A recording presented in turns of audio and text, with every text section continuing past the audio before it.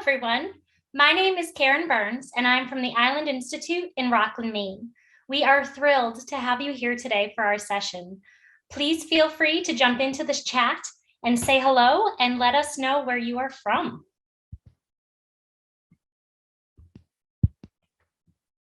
Great. While you're working on that poll, I'll tell you a little bit about ourselves and who we are. I work for the Island Institute in Rathlin, Maine. We're a community development organization who works with resilient leaders to help create climate action and strong economies. Let's check out the poll. Looks like we have people from all over the world. Fantastic. Thank you guys for joining us.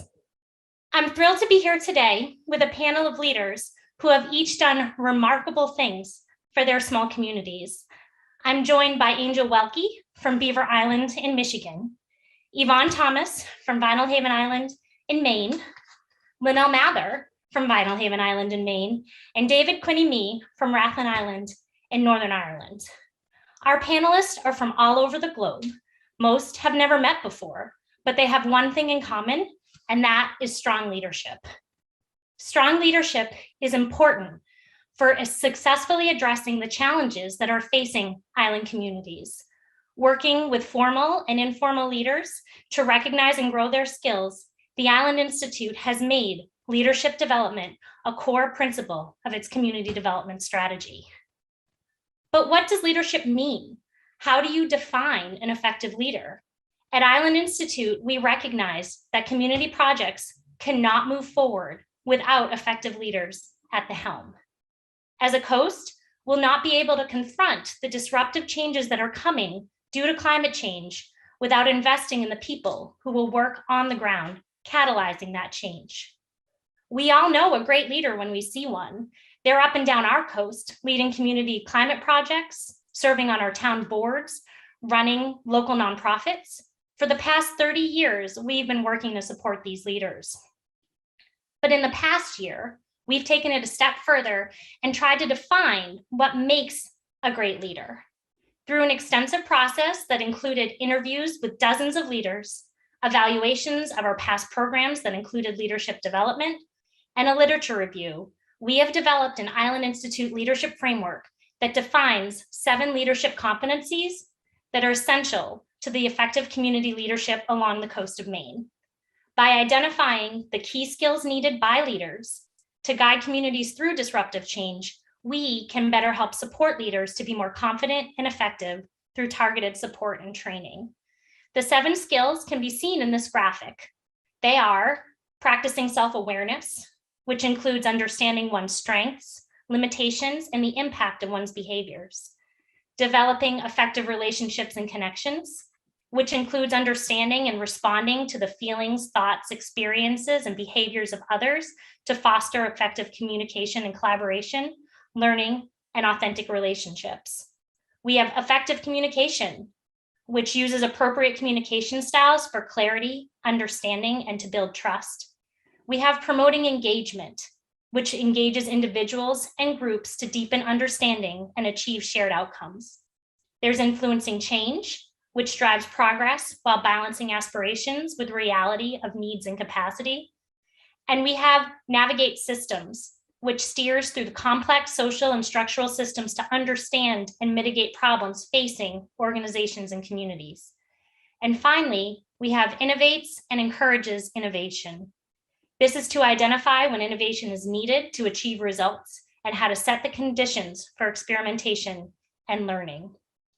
The key to these 7 skills is how they are applied within communities by individuals, groups, and organizations that lead the way to innovation and solutions for today's complex challenges. This framework is available online as an interactive tool and features stories from rural and island communities around the US, applying each trait, what it looks like, and how it works when it's in the real world. As we solve problems together in and with island and coastal communities, we bring our learning to others and invite them to learn alongside us. That is why we're here today. We have invited our panel here today to tell a story of how building leadership strengthened their community for the future. We'll speak to one individual, co-chairs that represent a team, and a representative of an organization to demonstrate how the shared links of leadership are operationalized at all levels. Our plan is to talk to each panelist individually. We'll first visit their island through a visual or video tour, and then hear their leadership story. After we hear from all three sets of panelists, we'll move to a question and answer format where we'll gather questions from you to ask the panelist. You can ask the question to a whole group or to an individual panelist. We're going to start with the individual. We will visit Angel Welke on Beaver Island in Michigan.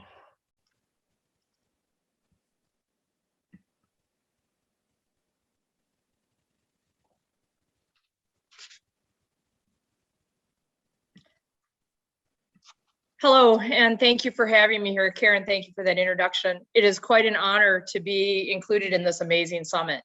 First, I would like to introduce a bit about my home and a bit about what I do for a living. Beaver Island is located in northern Lake Michigan. We are the most remote island in the Great Lakes. We're near the Canadian border.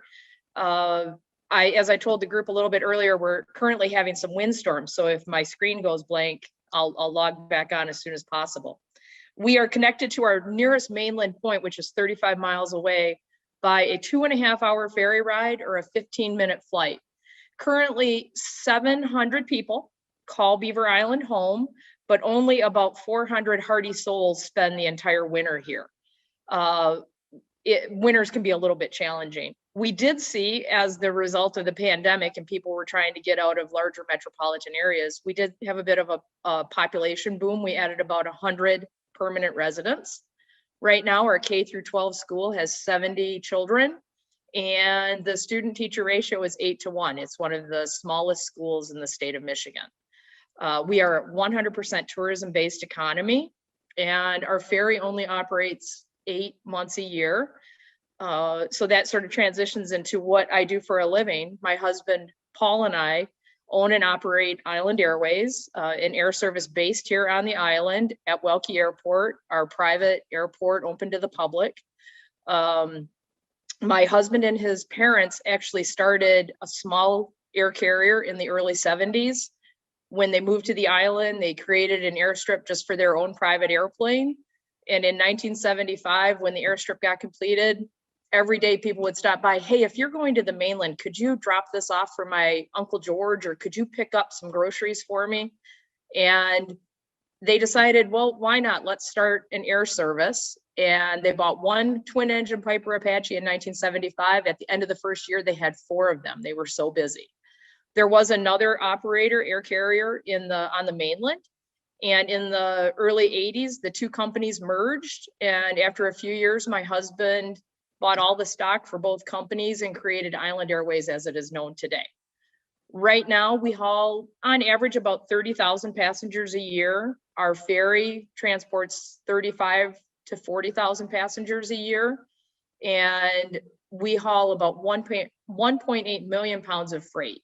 And freight is everything from the US Mail to FedEx and UPS and goats and chickens, you name it, we haul it.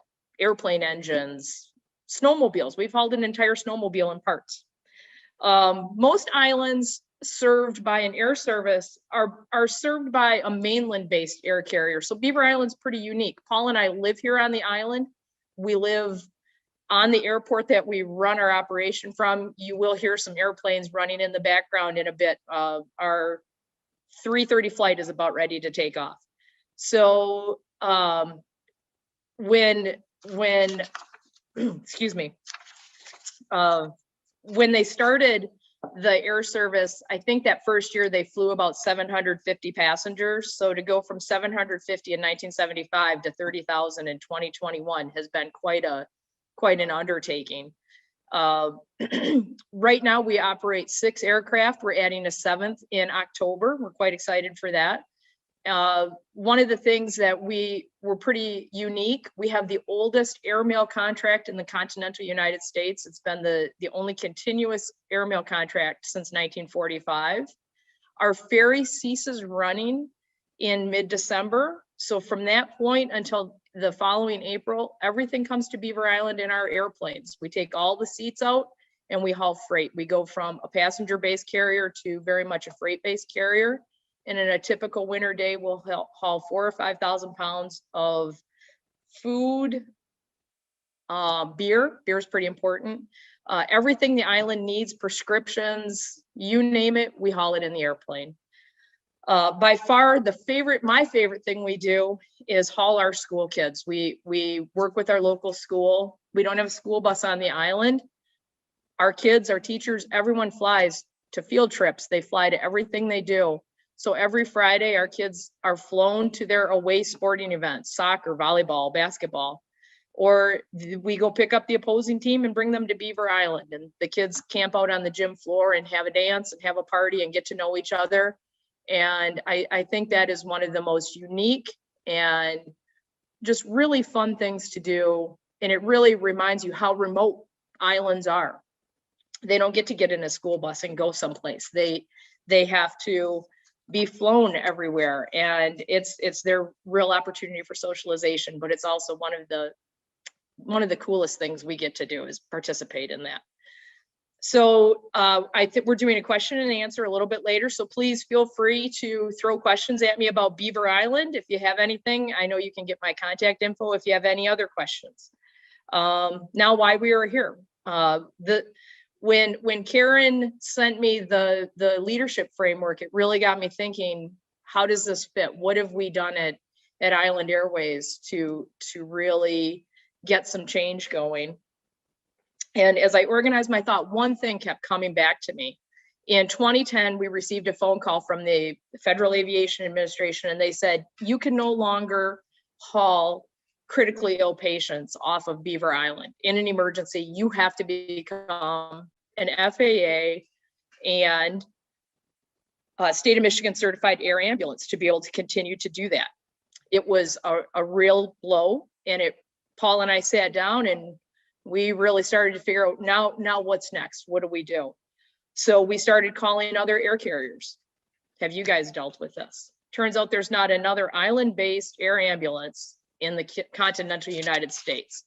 So we had to sort of invent what we were going to do from the bottom up. This issue prompted us to bring together a very diverse group of people to work with us, to help us bring this project together. And building those relationships and those connections, we had one goal. Once we could get everyone to the table, we had one goal: let's provide life-saving care on Beaver Island. So we had to bring together the FAA team that oversees our operations, maintenance, the managers of the local FAA office, our local municipal leaders who run our EMS, the EMS personnel themselves, because they needed to help us understand what it looked like to work with the state of Michigan, put a stretcher in the airplane. We needed to figure all of that out. Went so far, we had to change our local state law to get some special permissions for us to do this, because we were only going to serve a very small population. We needed local activists who had connections Paul and I didn't. They needed to come to the table and say, you need to go talk to that senator or that congressman and get this done.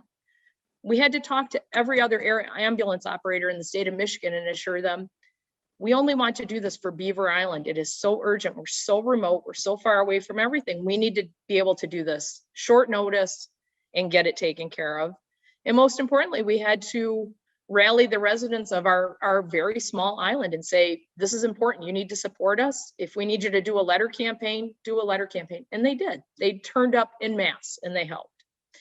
Having fast evacuations off of Beaver Island was so urgent because you really have an hour to get from the site of an accident or a stroke or a heart attack to definitive care.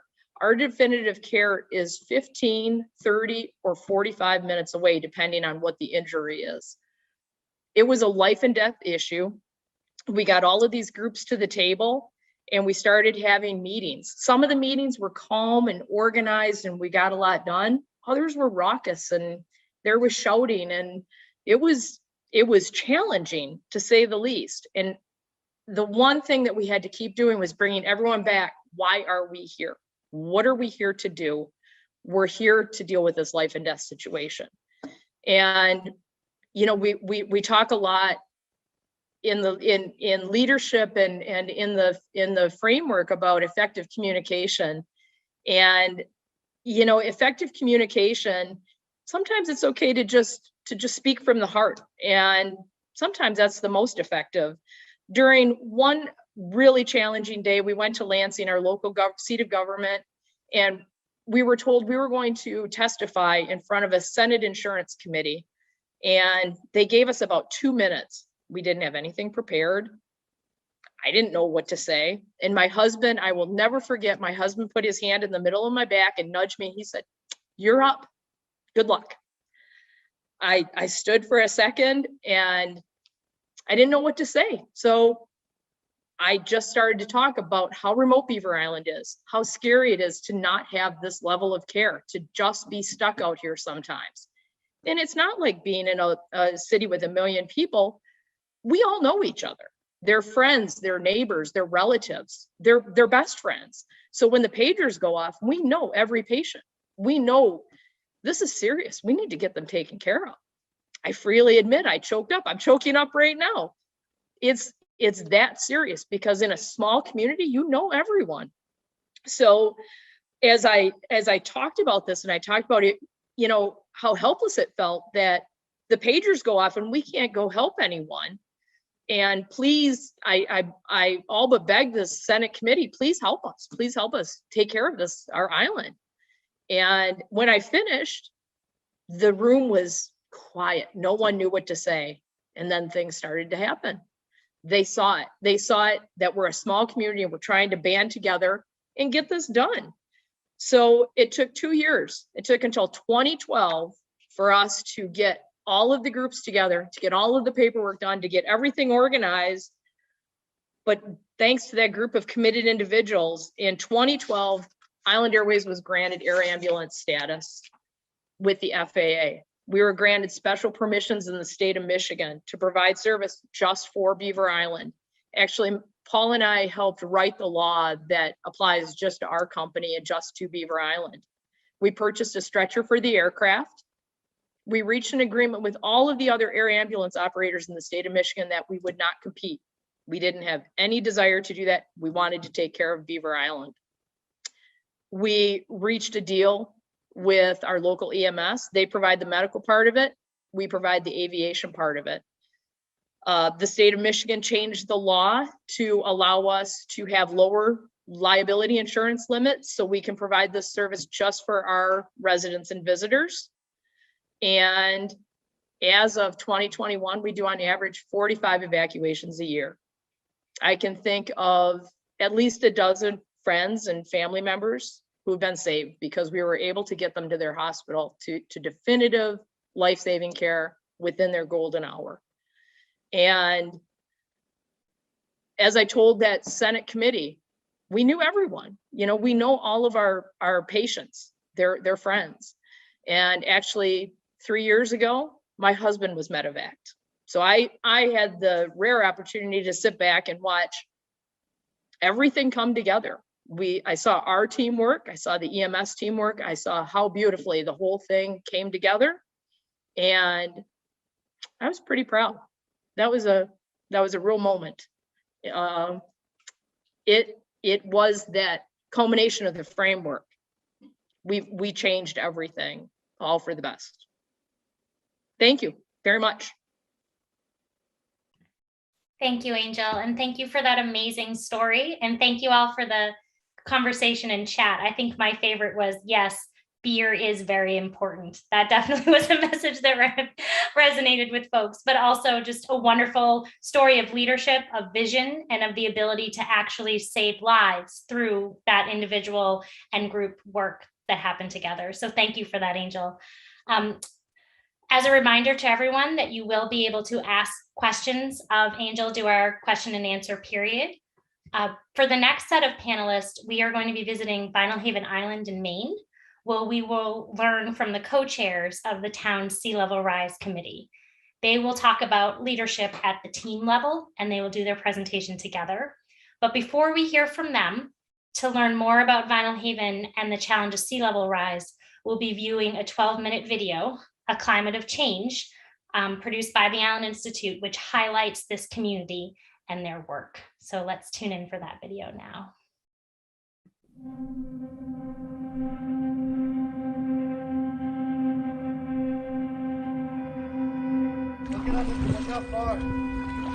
Holy cow. It's still coming. It's still surging in. Every month we're seeing these water levels be higher and higher. There are some areas that we are going to try to protect at all costs. Really, there's three options: protect, adapt, or move.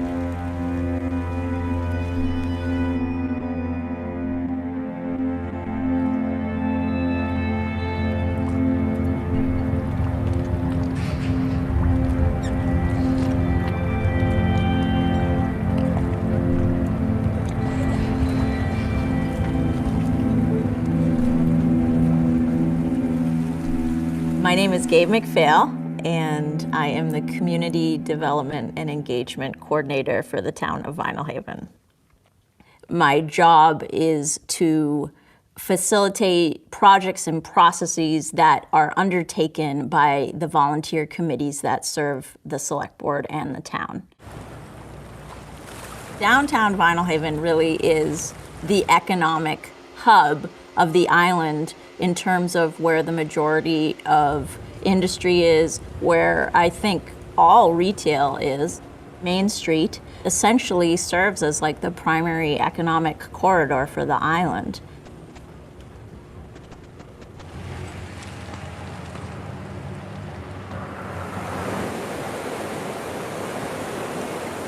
So there's three spots that I like to look at, and one's right here on the mill. The majority of our income comes in July and August. August is packed. July is about 75, and June and September maybe 50 to 60%, but that's it. I have a very sober conversation in my head fairly regularly about, 20 years down the road, is the property going to be worth anything if climate change, sea level rise is beginning to adversely, impact our town here. I'm the eternal optimist in the relationship. He's the eternal pessimist, so we're balancing. But the unfortunate thing is that our kids are pretty much definitely not going to be taking this over. They've already talked about how when they run the Tidewater, this and that, and I'm like, I'm not so sure about that, guys. Vinalhaven, like many coastal communities, is susceptible to sea level rise and increasing frequency of storms. Their downtown is in a low-lying area. It's built essentially not on fill, but on granite quarried from the island in the 1800s. We're talking about 2050, 1.5 feet of sea level rise. A third of their commercial buildings are going to be flooded. So that's in the range of the next 30 years. So it's not a 2100 target. It's an immediate concern.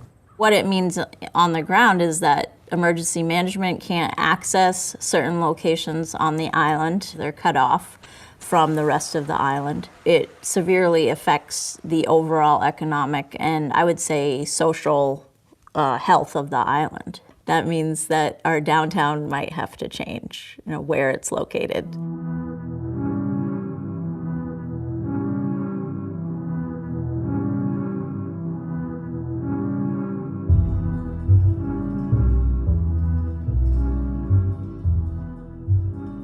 I think there's scientifically no question that climate change is happening. The more literature that comes out, the worse the projections get.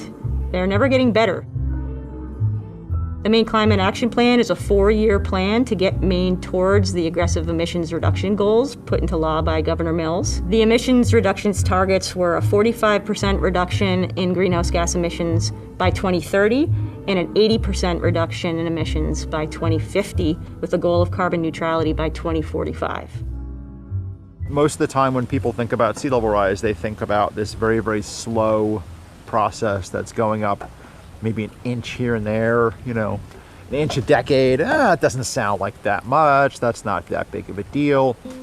think of sea level as the background, and then storms are on top of it, okay? In Maine, there's only a 1 foot difference between what we call a 100-year storm and a 10-year storm. 1 foot difference. We had a January and February northeaster and southeaster in 1978. That's our 100-year storm. So the 78 storm would have a 10% chance occurring every year with 1 foot of sea level rise. That's a significant thing when you're thinking about it from a standpoint of planning for storm events. So I mean, at some point today, that road will likely still flood. It probably already hasn't it? Those 100-year storm projections from FEMA don't take into account sea level rise. So, we've got both sets of maps now that are showing us what the potential is, with a lot of factors in between. But at the same time, you said, well, we can wait and let's just see if it happens. But it also means the infrastructure continues to deteriorate. The Climate Action Plan calls for the increase of technical assistance to communities of all sizes. Of the 120 island and coastal communities in Maine, 11% have a municipal town planner. And 3/4 of them have no planner and very little regional planning support. These small communities are struggling on a day-to-day basis to address their everyday, imminent needs, and writing a grant report and working with an engineer to do a vulnerability assessment can be beyond the scope of what they have the human capacity to do. They need a point person to help them with technical assistance, and that's one thing that the Climate Action Plan is addressing. One of the projections that we were looking at was, I think it was like 10 feet. Like the parking lot's maybe 3 feet on an average high tide. So there's the elephant in the room, right? So we're talking about putting money into Main Street, significant amount of money to do this work on the sidewalks and the road and the drainage, all that infrastructure you don't see that has to be done today. At the same time, there's this, well, in 50 years, if that's a possibility, maybe it doesn't make sense to have your hotels and your restaurants and your retail in those areas that are likely to be flooded.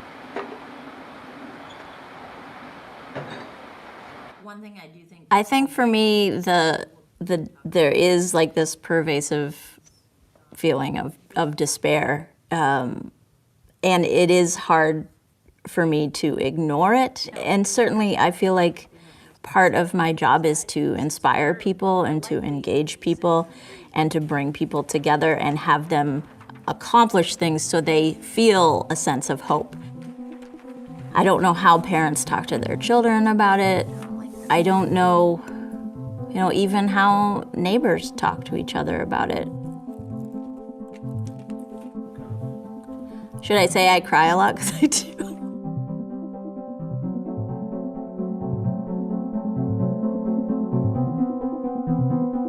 The Island Institute started to hear about sea level rise from community members. We started to hear about concerns around flood insurance increasing and working waterfront properties. A few of the ways that the Island Institute can help is through just purely, scientific translation, information out to the community members, raising awareness. We've created comics about sea level rise. We host symposia to hit on key topics that are important like financing, adaptation.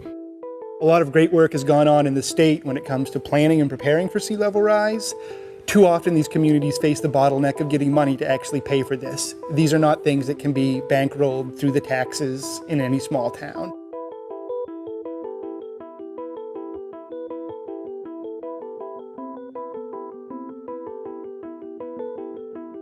So here are the things I want you to remember from my talk. Mitigation is much cheaper than adaptation. Every day we hear about how doing something about climate change is going to cost too much. They are not comparing the costs of climate change mitigation to the cost of adaptation. There is not enough money in the world to adapt to climate change. This is not something anyone has ever experienced. There is no historical guidance for how to deal with a problem this size. It is our challenge to be the first ones to have to deal with it. And like all trailblazers, we will, of course, be the ones who get whacked in the face. Chad and I have been talking about what the plan is, what kind of business plan we have to look at making, and how far ahead we can reasonably expect for this to be a viable business before we just can't do it anymore. Main Street was just this economic, vibrant, magical community. And now half of it is gone. I can't tell you how much I miss that. And if I had only known back then how much I'd miss it 60 years later, I'd have played a larger role in trying to preserve it. One way or another, I think the determination to be resilient will succeed. It can be overwhelming, it can be really scary. I can understand why people would do nothing. I mean, I think people, myself included, I can become sort of just frozen with a sense of like, it's too overwhelming, I don't know what to do.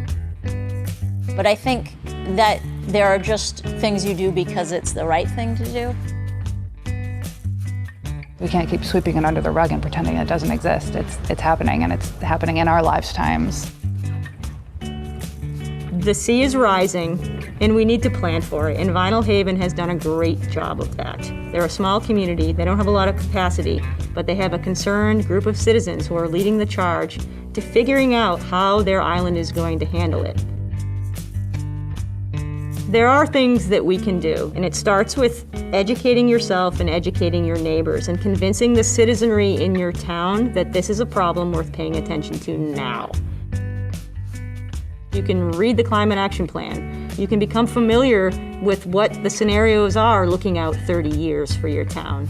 It takes one or two committed individuals to lead the charge, and they're out there. They just need to come forward.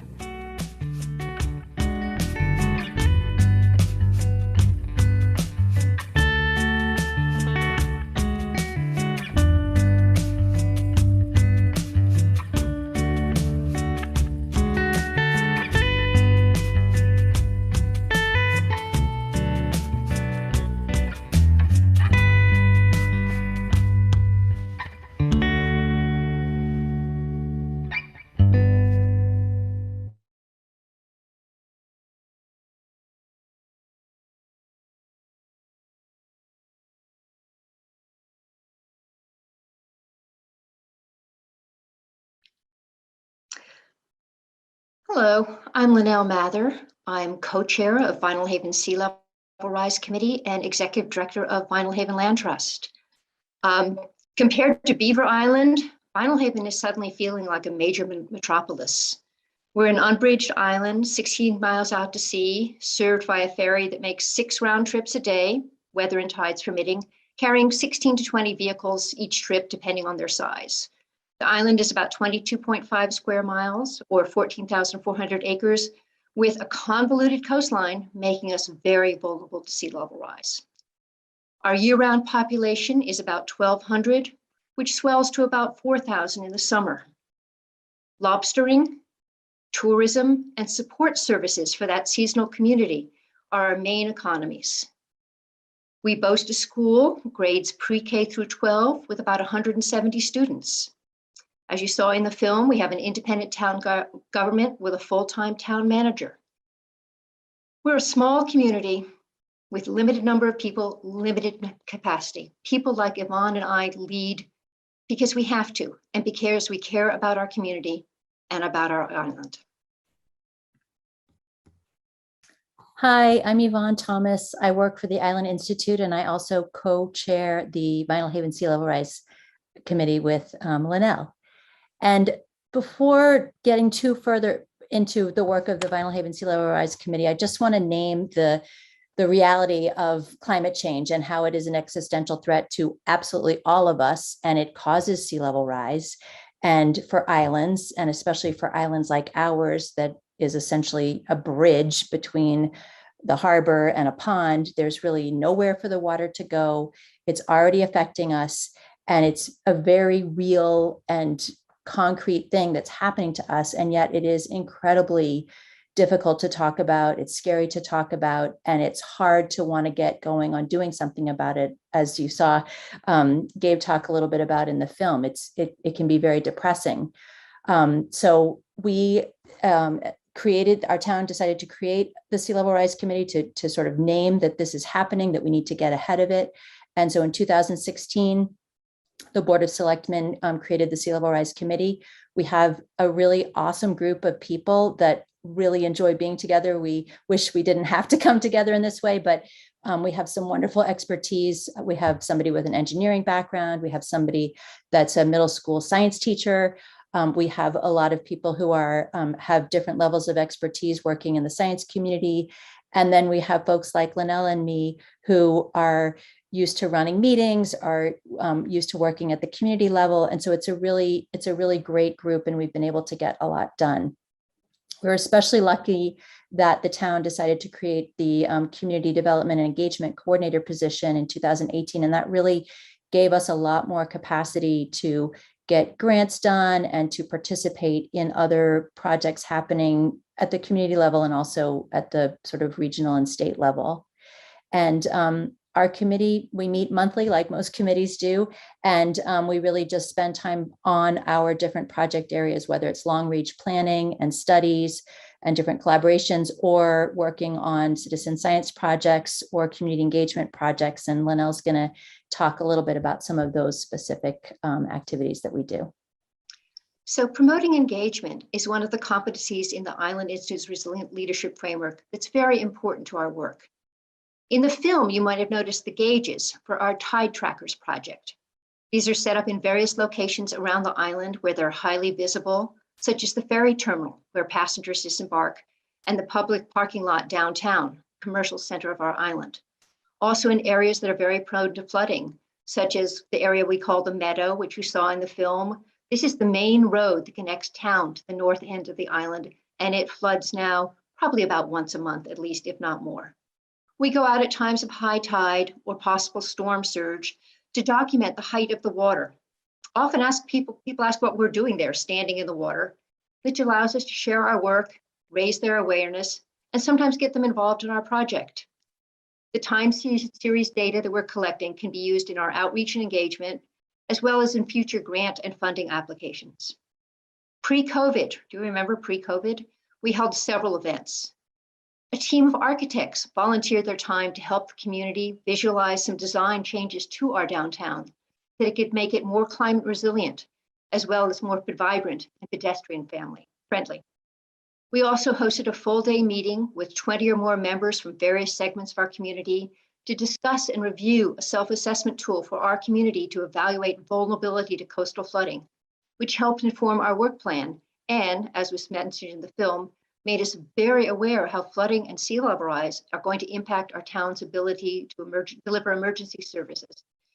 As island's roads will be flooded, but also the EMS building itself, where our fire, ambulance, and police departments are housed, is also at risk of flooding. All our outreach and engagement is branded with our logo. We share information and promote conversations via a very small local paper, which is read widely by both the year-round and seasonal inhabitants. We have information on our town's website and at other venues. For example, pre-COVID, we presented at a forum preceding our community's annual town meeting, where we were not only promoting engagement, but also influencing change, which Yvonne will speak more about. Thanks. So the competency of influencing change is a really important part of our committee's work. We are often called upon to partner with state agencies and environmental groups and nonprofits, including the Island Institute, both because our community is very vulnerable to sea level rise, but also because we're rolling up our sleeves and we're getting to work addressing it. And so this has given us a chance to participate in a lot of different grants and studies and things like that.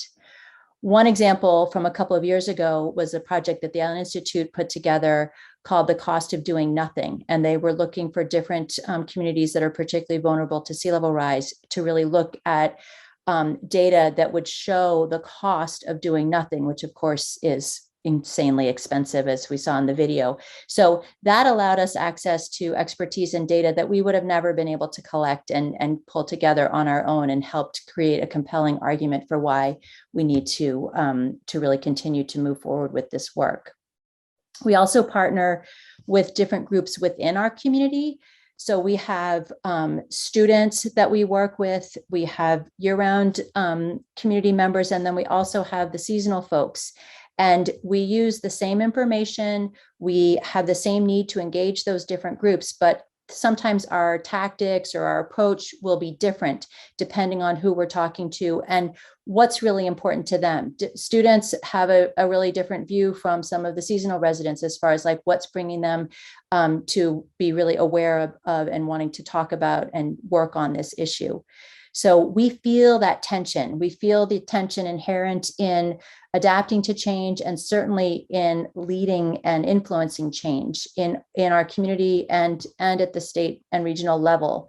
And this is something that we talk about a lot as a committee. And it's something that's really core to the work that we're doing, because we're going to have to convince our community to really invest in this, and that's not going to be an easy sell when, especially as the price tag gets bigger and bigger. And so it's something that we continue to work on as we move forward, and having the leadership framework and sort of understanding how we're doing that and which competency we're working in, and seeing the different examples that show how other people do it is a really helpful tool and helps us do our committee work more effectively.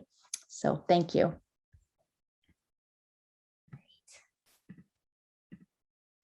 Thank you, Linnell and Yvonne. We really appreciate your time, and we really appreciate your leadership.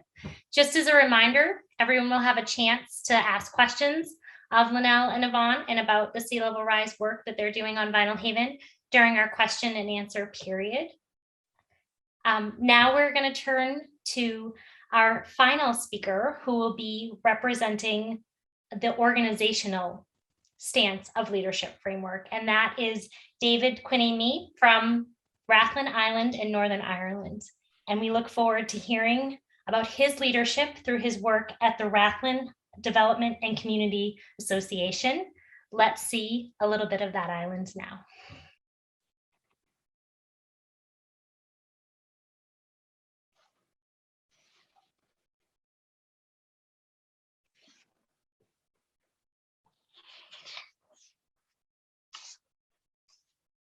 Thank you very much, Karen, for that introduction. Nice to see a few photographs from the island on a nice sunny day. Of course, it's always like that. We all realise that. Excellent to connect with Virtual Islands Summit at last. We've watched many sessions before. It's the first time we've been able to participate and lift Rathlin's name, if you like, and that's a privilege. Thank you. And particularly good to be able to connect through the Island Institute in Maine. Rathlin does have its historic connections to Maine. In the 1800s, in the early 1800s, the population of Rathlin was probably closer to 1,200, 1,200. But then in the mid 1800s, about 500 or more departed from the island in the boats that were leaving, very often because of the potato famine, and many of them found their way actually to Maine. So it's been quite a surprise, I think, for some people to find their way back to Maine and recognize a lot of Rathlin surnames in some of the graveyards there. I'm not sure how many of the links are actually live at the moment through the generations, but we're very pleased to be able to continue the connections with Maine, and it has affected the island in other ways. One of our main industries on the island, if you like, one of the biggest employers at the moment is kelp farming. And that has grown particularly through a connection with Maine. So good to be here. Thank you for that.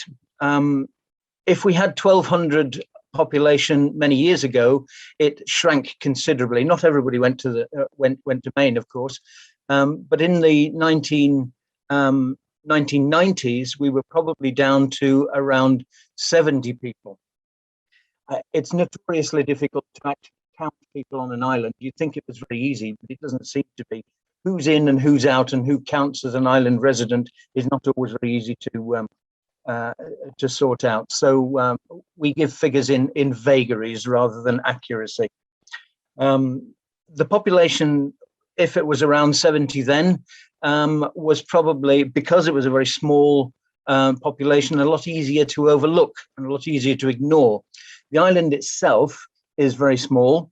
It's about 4 miles. It's an L-shaped, so the long leg is 4 miles, the shorter leg is 3 miles, and it's never more than about a mile broad at any particular point. It's about 6 miles offshore from the north of Ireland, and we're supplied now by 2 ferries. And in the height of the summer, that's about 10 or 11 crossings each way through the day. So an excellent service now, but it wasn't always. And back into the 80s and the 90s, even up until 1996, access to the island was in small boats and very often very small open boats. So you can well imagine that on a crossing, a treacherous crossing between the mainland and Rathlin, a lot of trade wasn't encouraged, and probably a lot of those who might have had a responsibility for a population like Rathlin's were not in a rush to come over. Some of them still aren't, but that's another story. Very small island, very easy to ignore, I suppose, and many people on the island recognise that they were being ignored. And in the 70s, the Rathlin Development and Community Association was set up, was elected from the island to take a lead on challenging some of that overlooking, if you like, and to encourage better attention. The community began to lobby for better services and for better infrastructure. And slowly, through an immense amount of voluntary work, building slow relationships, building connections, navigating the systems, if you want to look through that resilient leadership framework, those connections began to bear fruit. In the 70s, some of the main roads, very small, narrow main roads, began to be surfaced. That's a process which is ongoing, of course. We continue to have potholes like everybody else's road. And so one of the things that tasks us is encouraging our road service to come over and continue that process. But the roads began to be surfaced in the 1990s. The water service was connected across the island, but not until the 1990s. It meant improvements were only relatively new in recent decades. The ferry service, as I said, began as a subsidized service in 1996 and is now actually the biggest employer on the island. The boats, the 2 boats, are based on Rathlin Island, and there's, I think, about 15 people employed now from the island community. In 2007, the island was connected by an undersea cable to the mainland, allowing electricity to be a much more regular and stable supply. Also, through a lot of those connections, through a lot of that lobbying and building of relationships, social housing began to be introduced to the island, again in the 90s, and we had the second tranche of social housing in 2012, and we're about to have a third. But again, we have a population which is slowly increasing, but still very small. Population now of somewhere around 160 permanent residents. Means we actually have 19 children in the school now, and I think you have to go back 30 or 40 years to find a population in the school quite as high as that. That brings its own delights and its own complexities, as we now need extra teachers and extra space in the school, but it's a good problem to have, as is the social housing and the need for extra housing.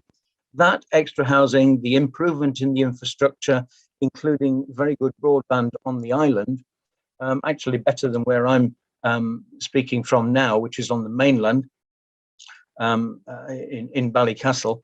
All of that infrastructure improvement means there is an increasing number of people enabled to stay there. So young people who would once have gone away for jobs and not found their way back again as permanent residents are now enabled to stay, to find homes, to find jobs, and to raise their own families. That's been a very important change, and we're very pleased to be able to say that Rathlin is not only increasing, but actually it's bucking the trend of many other islands around the British Isles, around the UK and Irish Islands. So we've moved on. The island is considerably smaller than Vinalhaven, and I was quite disturbed by that climate change video there. So we'll return to that on the island, I'm sure. Looking at the resilient leadership framework has been a very interesting process for me, and to I suppose to stop for a minute and pause in what we do on the island and think a little bit more about what those leadership qualities might be, because we don't really talk about leadership on the island. And I wonder if that's a small community reality. It certainly seems to be the case in some other islands that I'm familiar with, where people are less likely to recognize themselves as leaders, less likely to speak of others as leaders. We tend to be reluctant to be the one that lifts the head above the parapet, and certainly not the ones to claim any entitlement to leadership titles. And yet there is, of course, as that resilient leadership framework points out so clearly, a great skill in leadership, and there are resources on the island that have helped all of that develop. Rathlin Development and Community Association gets its mandate from the community, and a number of years ago we needed a new strategic plan. And I suppose we started that in the way that we would often have done and others do, and that was to employ a consultant. We invited the consultant to create a new 5-year plan for us. The consultant went off asking for all the strategic documents that related to the island, everything from tourism, economics, everything they could find. They did a wonderful cut and paste job out of all of that, put it all together and left a big hole in the middle. And the hole in the middle was the bit the community had to fill in, which was actually going to be a considerable amount of work. So whilst that did take us to a certain position, it wasn't what we wanted to do. So we started to look around for an alternative methodology, if you like. And the one that came to us was Appreciative Inquiry. It was something that we hadn't come across before. And it took a great deal of courage for the committee to have a go at adopting this as a method of moving forward in strategic planning. Very nervous about it, because we were sure that if we had a meeting in the community to ask what we should be looking at over the next 5 years, we were probably all going to be looking at the problems that the island had that we needed fixing. We would be looking at things like potholes, of course, in the roads, get those potholes fixed, sort out the ferry service, do this, that, and the other. We would have been looking at the things that were wrong. Appreciative Inquiry is one of the tools in the toolbox of asset-based community development. And that's a particular system that looks at what's strong instead of what's wrong. It starts from a very different place. And I think that marked a moment for many of us on the island to shift into a new gear. Now, I don't want to say that we're now there, that we have it, that we know it, that we employ it all the time, or anything as grand as that. We are learning it, we're struggling with it. Like a lot of our community development, which seems to be somewhat messy and ad hoc. It's that kind of community dance of slow, slow, quick, quick, slow, and you move at a rhythm of a community, which isn't always a rhythm that civil service connects with very easily, or other agents connect with easily. But it is a rhythm of its own, and we needed to learn how that rhythm worked. But to start with what was strong instead of what was wrong. So we invited people into conversations. Initially, they were one-to-one conversations, or one-to-two in the cases of couples. And the first question that was asked was not, what do you want us to fix? What's the next plan? But what do you like about living on the island? What makes you proud about living on Rathlin Island? It took some courage to ask that question, but what we found was a very strong and positive response. As people it seemed almost for the first time, we're being invited to say something positive about Rathlin, rather than to tell that usual narrative of, tell us how needy you are, tell us how awful it is, and we'll see if we can give you some money. The other tool that we discovered at that time was the image that you see on the screen there of visual minutes. That was an artist who came, or two artists who came and in real time recorded the meeting in imagery. This was on a big 8x4 board. And as the meeting was going along, as I should say that after we'd done the individual conversations, we then brought people together and had a meeting of about 60 or 70 people in one room on the island, and asked the same questions again. The first one being, what are you proud of? And later on, you close your eyes, it's now 5 years later, open your eyes and tell us what's actually going on the island now. Don't tell us what you would like to see in 5 years, tell us now what it looks like. What does it feel like? What does it sound like? What can you see that's working? This is now the island that you aspire to. What's it like? In that sense, there was an immense expression of belonging. And as people started to tentatively answer that question in public, they began to hear other people reflecting the same thing. And that in turn strengthened the whole process. That image there is now one of, I think, about 7 or 8 similar visual minute boards that we have from various meetings as we've gone along. Every one of those is really a board full of imagery that are icons.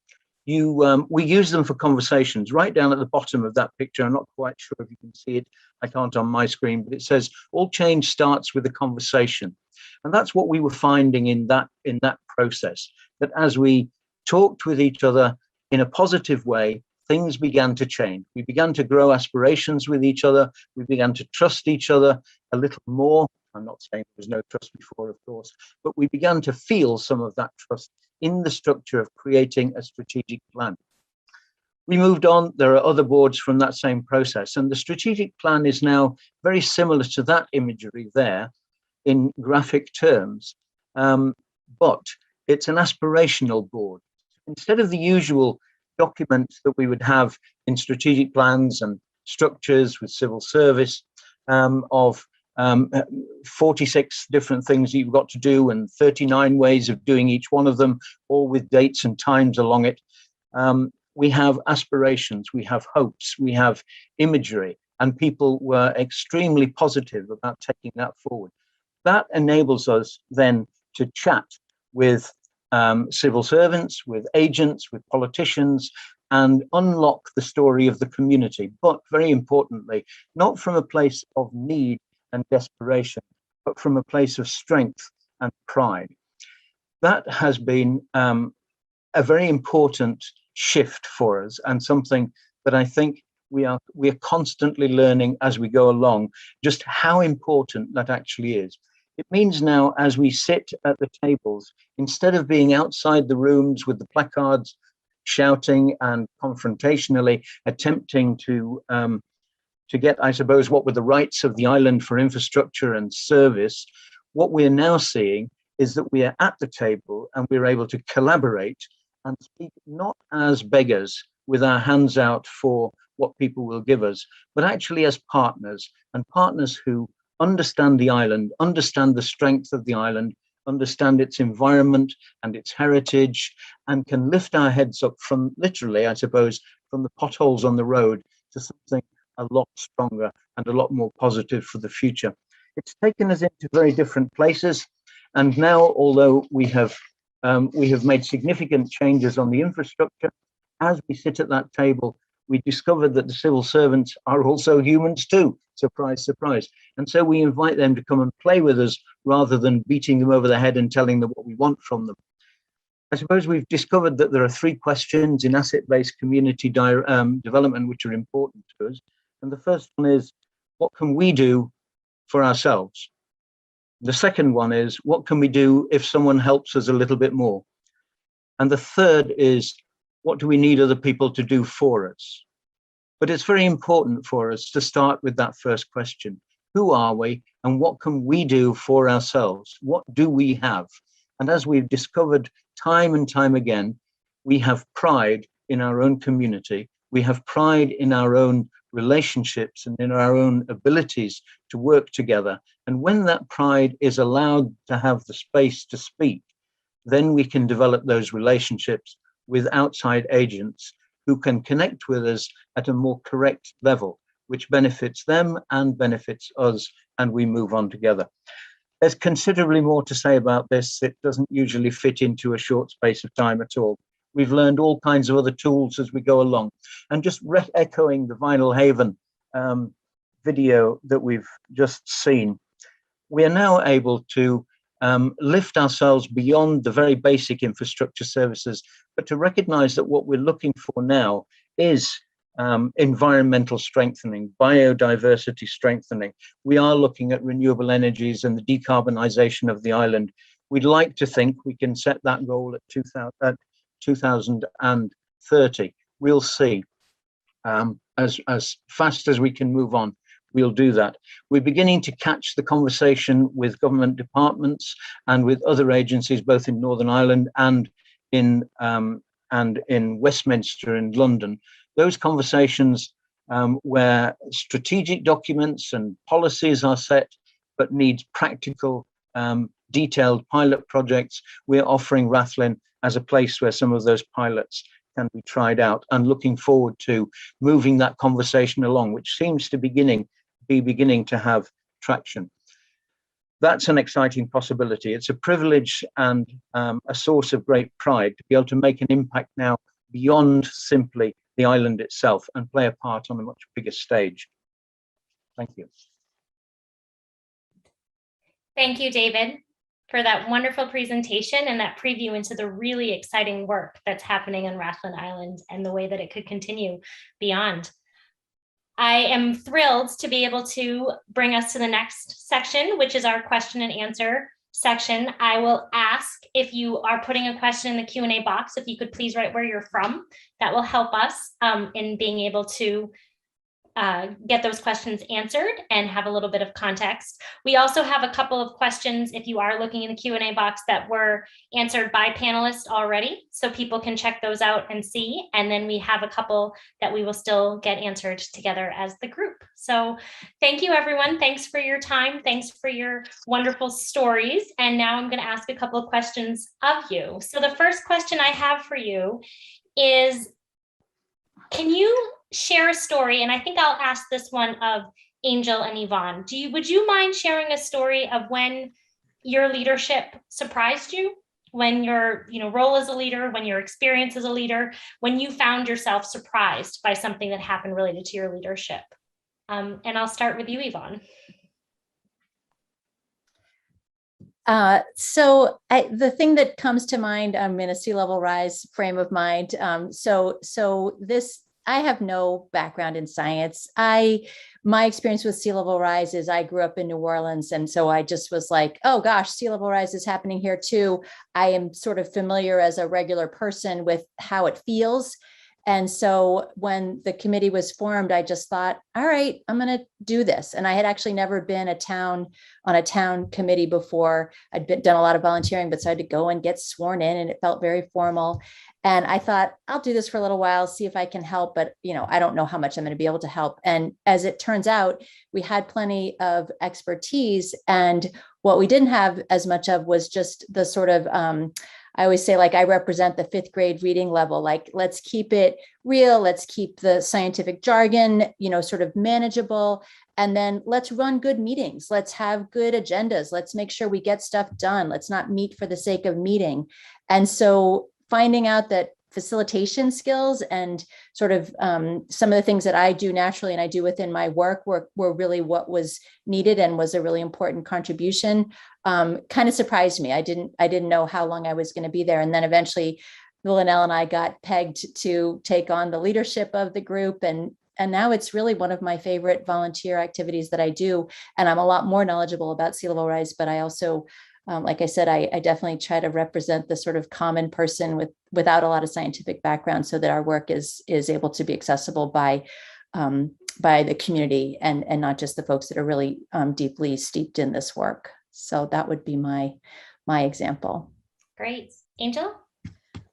My surprise is actually participation at all. I'm from a large metropolitan area of 120,000 people, and I would never have dreamt of saying I absolutely have to get on the school board, or I feel the need to be on the Chamber of Commerce board.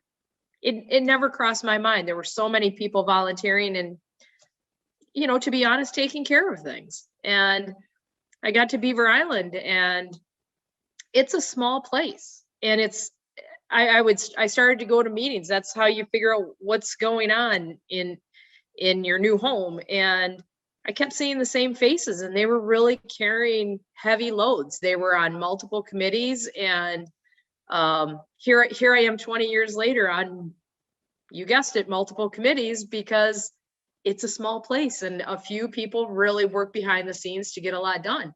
So what surprises me, on a week, we all meet monthly, and I have a 7-day period where I go to a lot of meetings. It's that participation. It's so important. It is just basic to keeping the island running, staying successful. It's that idea. If something's wrong and you want it fixed, participate in the solution.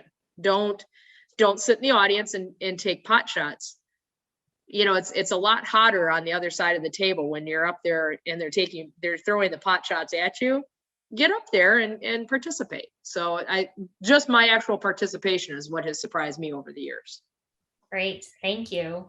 Linnell, we have a question for you, which is, how responsive is the community when it pertains to education and climate change awareness? There's various levels of responsiveness. I think a lot of people are becoming more and more aware. Seasonal people arrive and they see seaweed further up their lawn than they've ever seen it before. And they're like, what's going on? People are suddenly becoming aware that our fresh water supply is at risk because of sea level rise. And then there's the people that are deniers, that it's not going to happen in my lifetime. It's not my problem. So that's a big part of Yvonne's and my work, is to try and share our message, try and connect with people, and try to make them understand that this is really a problem, and that we're going to have to face it. Thank you. And David, I have a question for you. This comes from one of our audience members who was very impressed with your presentation and wondered how youth were involved in your visioning process. Youth, yes. I mean, out of 160 people, you have to recognize that when you break them down into different age categories, that's quite a small group of people. But we were very pleased that the school, the very small school at that stage, is in many ways a real engine on the island. An engine because the children participate, but also, of course, that connects with parents, that connects in other ways too. So when we were doing those, the first visual minutes and the first attempt at appreciative inquiry, we, as well as asking the parents, the adults, the adult residents of the island, all of those questions in individual ways, we had, I don't know if you're familiar in other parts of the world with a television program. We have a science fiction program called Doctor Who. Does that ring any bells for people? I know it's a bit global, but I don't know. We don't all watch it all the time. Anyway, Doctor Who has a TARDIS, which is a machine that takes you into space travel, let's say. So the children in the school built their own TARDIS, and their idea was to step into the TARDIS and then see what their island looked like in 5 years' time, and do their own drawings and their own poems and their own writings about that, which were then brought into the room when we all met together. And the adults in the room then were enabled to go around and see what the children have been doing. So it was a fantastic way of including the children at that stage. We're very pleased to say now that a number of years on, 2 of those then children are now members of the RDCA committee. One 16, one 17. So we're very proud of the fact that we have young people who are taking on some of these responsibilities now for the future. Hopefully there will be some more. Thank you. And this is a question not related to the leadership work you guys did, but a logistical question. What do your islands do with their rubbish? That came from one of the panelists. So I think we can get a couple of answers to that. Angel, do you want to tell us what happens at Beaver Island in Michigan? Sure. It sounds like we're the most remote. So we have a transfer station. Everyone takes their trash there. It's compacted into very small little cubes and it's hauled off on a barge. It probably makes a load a week off the island. This year, they actually increased that because we had a busier summer to a week. And then in the course of the winter, it is compacted daily and stored in a back field until spring, when all of it gets transferred off the island in the spring. It takes about 3 weeks to get everything out of here at that time of year. Thank you. Yvonne, do you want to say what happens on Vinalhaven? Sure. Excuse me. We have a transfer station as well. I have been to Beaver Island and seen Beaver Island's transfer station. And if a transfer station can be beautiful, Beaver Island's is beautiful. Ours is functional. And it's come a long way over the past 20 years or so, but we have single stream recycling, we have community composting. So we're really trying to divert as much as we can out of the actual like waste stream. And then we do have just a big container that household trash gets put into, and it gets taken off the island once a week, I think, on Tuesday morning. So your ferry might be a little late waiting for the switcheroo there, but it does get shipped. A lot of it gets shipped off the island. Great, thank you. And David, what about on Rathlin? Yeah, disturbing to say that not very many years ago, the waste materials were gathered together actually by the council, the local council, over there on the mainland, and burned on the island in a cage, and the incinerated remains were tipped into the sea. Fortunately, that practice is finished now, and the council now do collect our waste.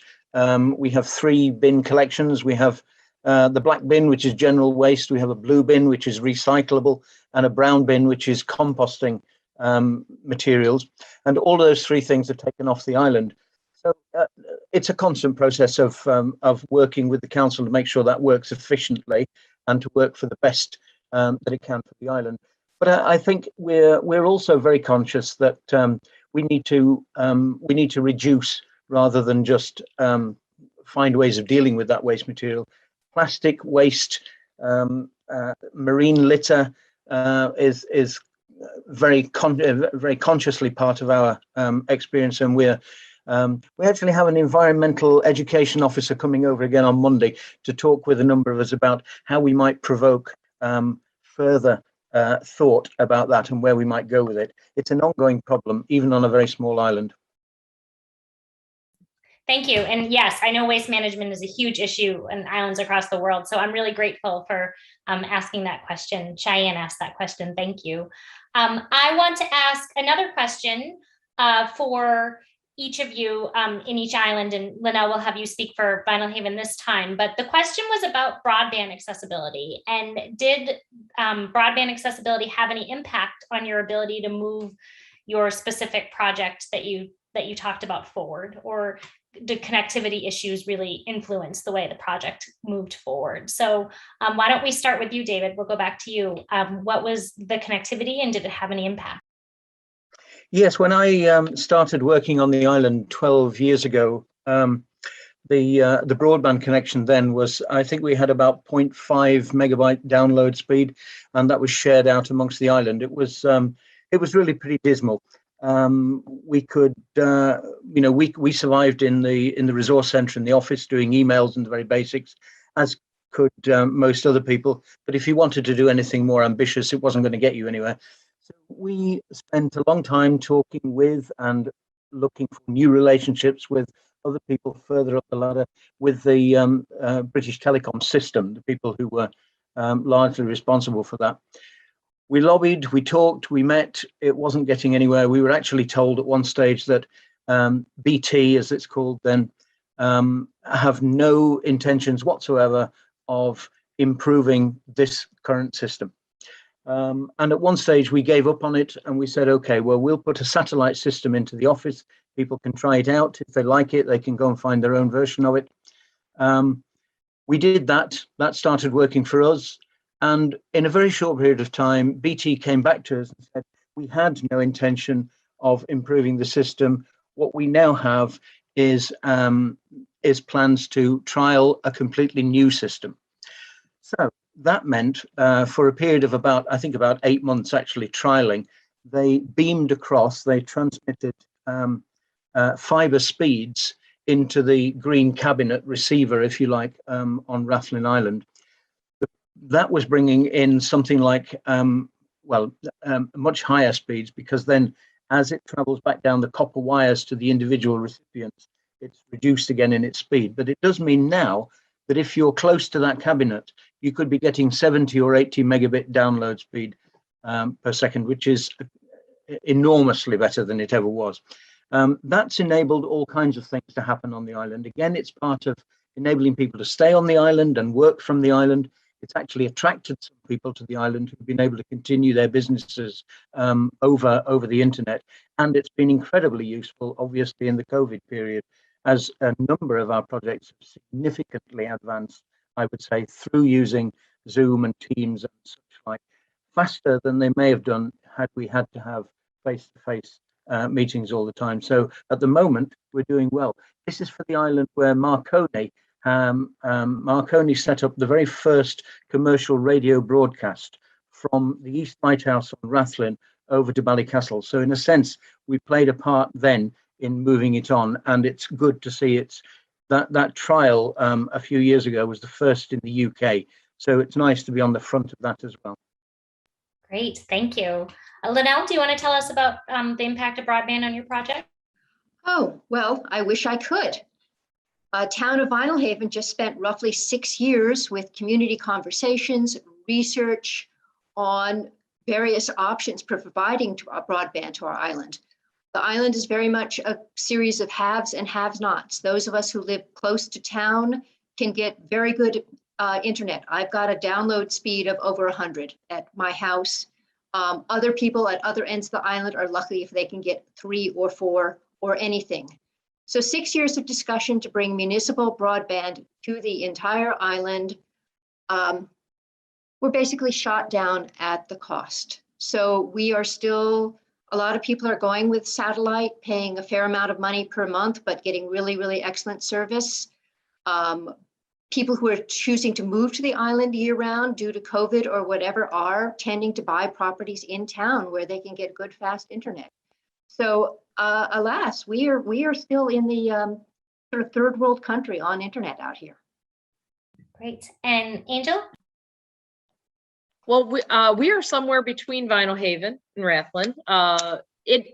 The broadband didn't really affect my project. It was, over a decade ago. It is certainly a current undertaking right now. Every not-for-profit on Beaver Island, along with the municipality, the school, everyone has banded together to form a consortium. They're working on writing grants, and they've put a price tag on it that it's not going to be out of the realm of possibility. So it's been tackled hard, and I think we're within probably 6 to 12 months of some really major improvements, and the island has come together for this just because it is so urgently needed.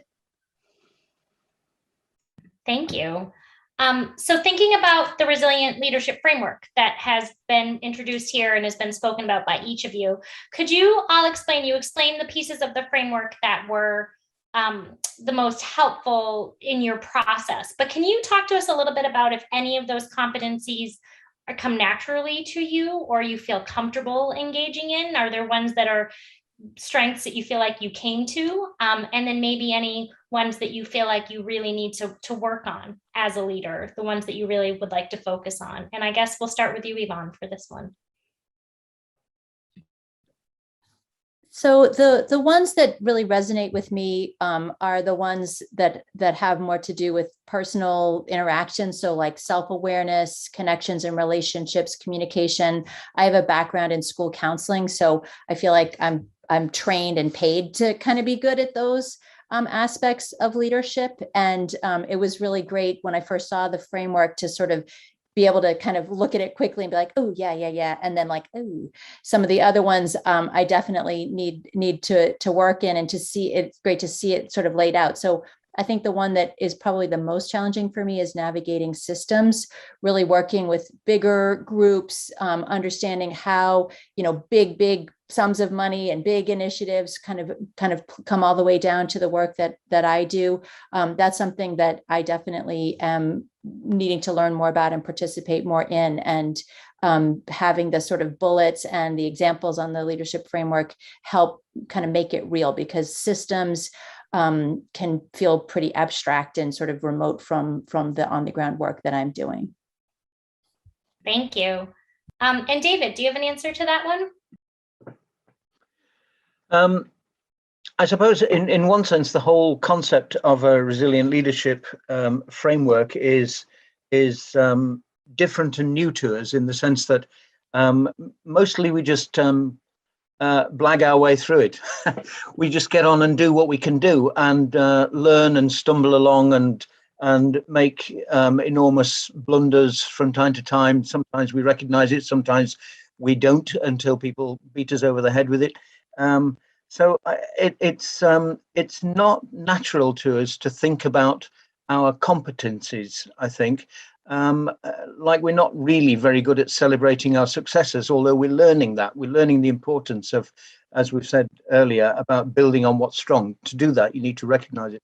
So I think, in a sense, the first thing for me is just seeing that framework is very useful. And I would like us to be able to spend some time apart from the coalface, if you like, and stopping and thinking about some of those issues and seeing what we've learned, what we still have to learn, and how we might do that together. There are some things in it that resonate very easily, and that's, I suppose, the innovating and encouraging innovation, in a sense, is natural to islanders anyway.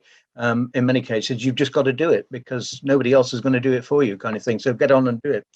And there are a lot of innovative moments in the island's history, and we're looking for more of them in the future. So we'd like to encourage it wherever possible. That requires trust, and it's not always easy. So that the piece about developing effective connections and building relationships, we recognise the immense value of that, and that's where we've got to with our government department friends and colleagues now. I think we've worked on the idea that if we can understand who we all are and play together so everybody enjoys doing this, then we can get a lot further than if we go out to win a battle against somebody. And to go to the table with something that we're proud of and happy to share with others enables others to say the same about where they come from. So that relationship is very important. And the visual minutes, I tell you, I could communicate on any one of those for about 4 hours at a time.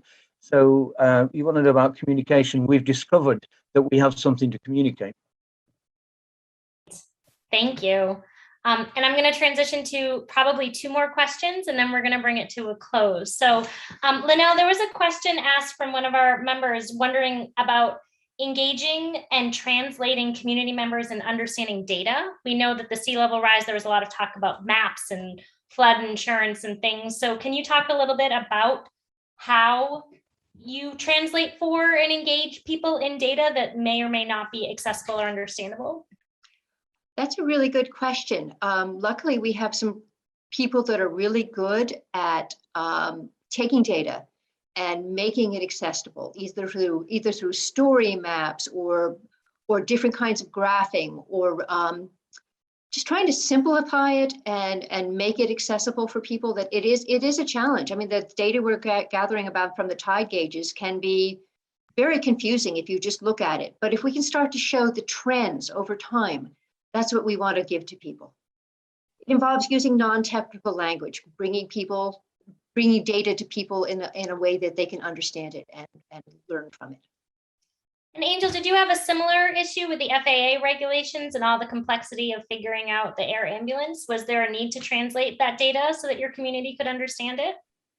You know, something about Beaver Island is it's very aviation savvy. We have a population that have relied on aviation to take care of the island 6 months of the year since the mid 1940s. So they're very aware of they understand that Paul and I sometimes deal with some very challenging, intricate regulations, and to navigate that, it is sometimes a stumper, but if you're patient, you can get it done.